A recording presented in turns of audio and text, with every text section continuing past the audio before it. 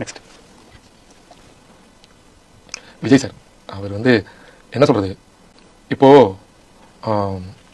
மாரி சாராக இருக்கட்டும், இல்லை ரஞ்சித் சாராக இருக்கட்டும், ஏதோ ஒரு விதத்தில் ஏதோ ஒரு ஒடுக்குமுறையை எதிர்த்து தொடர்ந்து போராடி தனக்கான இடத்த அடைஞ்சிட்டாங்க. இவர் அதே மாதிரியே சினிமாவுக்குள்ளார வந்த புதுசில் நல்ல லட்சணமாக இல்லை, முகமாக பார்க்க நல்லா இல்லை, நடிப்பாக வந்து பெருசாலாம் இல்லை, இப்படின்னு ஏகப்பட்ட எதிர்ப்புகள் இருக்குது. அதெல்லாம் தாண்டி அடிச்சு உடச்சு ஒரு நாள் சூப்பர் ஸ்டாரா வந்து நிக்கிறது இருக்குல்ல, அது இவருங்க உண்மை. தயவுசெய்து இதுக்கு ஒரு ஷார்ட் வைங்க, இது உண்மை. நானும் விஜய் ரசிகர்களுக்கு இது உள்ள அடிக்குது. ஆமா உண்மை, இது பொய் இல்லை.